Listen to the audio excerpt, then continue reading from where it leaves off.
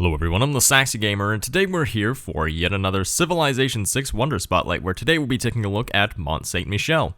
Before we get into things today, I would just like to remind everybody that currently on my store, saxygamer.chrono.gg, there is a sale going on for Civ 6 and all of its DLC, as well as Cities Skylines and all of its DLC, so now would be a great time to pick up any of those games while supporting the channel, and also as another reminder, any purchases made on my store for the month of September will enter you to win a Nintendo Switch that is painted in the style of Chrono, sponsored by Chrono themselves, so it's a great time to pick up those games for cheap while supporting the channel and also entering yourself into a giveaway for a chance to win a Nintendo Switch, so link is in the description below. And now, without further ado, let's go ahead and start taking a look at Mont St. Michel. And just as a quick side note, it drives me absolutely up a wall whenever people call this wonder Mont St. Michael. That's not exactly what it is. That's the very Americanized version of the name, but it is French, so it is Mont St. Michel. It's not Michelle like like the girl's name. I don't know. It's slightly French. My French accent, none to say, is regardless, is not quite up to. Quite up to the level of the French people themselves, but I at least try to make sure I say these wonders correctly. So, yeah, that's been my soapbox for today. But anyways, so Mont St. Michel is unlocked with the Divine Right Civic. So to get the inspiration for this civic, all you have to do is build 2 temples, which, if you're going to be building Mont St. Michel, chances are you have a religion and you're looking to, get some extra religious benefits, so you'll probably be able to get 2 temples by the time you reach Divine Right, so it is fairly easy to get the inspiration for that civic, and that does make Mont St. Michel a medieval era wonder, just like all the other ones we've been covering recently. As far as the building requirements are concerned, all you have to do is put this wonder on a floodplains or marsh.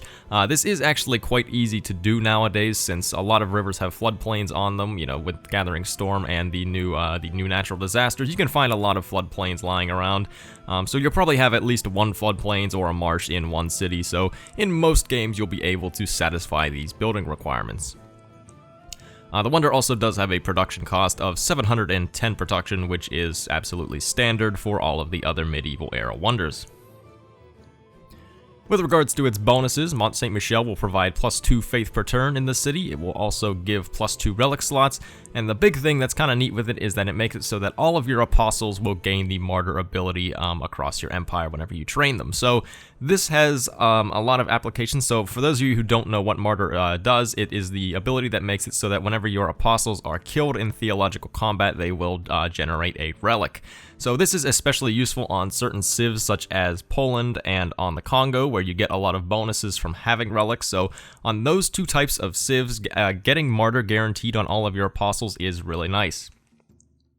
The other thing that I should mention is that you gain martyr in addition to, the other, free promotion that you're able to choose, so it's not like martyr takes over for that promotion slot. You actually just get it in addition to the usual promotion that you will be getting on apostles when you have them trained, so overall that's really like the shining thing with Mont St. Michel is that additional martyr ability. The 2 relic slots are nice as well, because if you don't have a lot of relic slots, which they're not always easy to come by, then obviously you're not going to be able to do anything with relics even if you get them. So having the additional 2 relic slots is nice, and 2 faith per turn is pretty bad, but I guess it's at least something.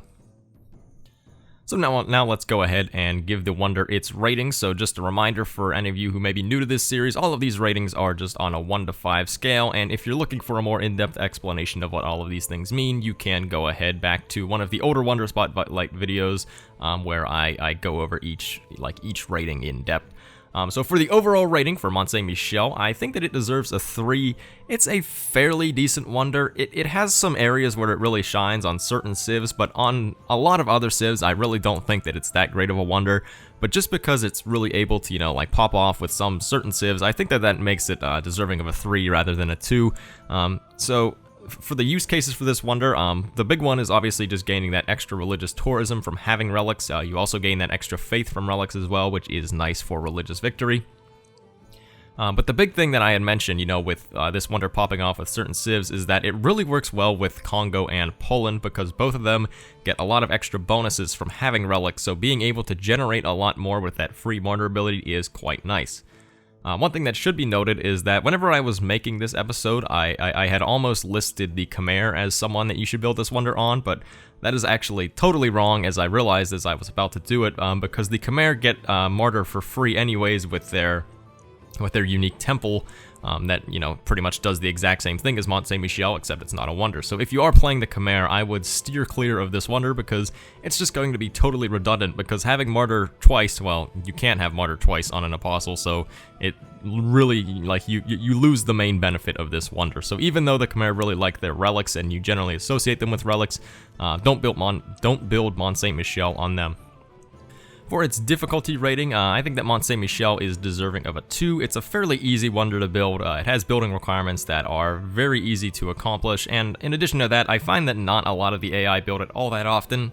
There are some games where they will build it, especially if you have, you know, people that happen to be like densely settled in floodplains or marsh, because I find that a lot of the time with the AI, the easier the building requirements, the more likely the AI are to build the wonder, and for whatever reason, they really like their faith wonders. But even so, in a lot of the games, they do tend to pass up Mont St. Michel, so you don't have to be, you know, like super aggressive towards trying to get to Divine Right to build Mont St. Michel. In most games, you'll be fine just kind of cruising your way into it and building it, so that's why I think it deserves the 2 in difficulty.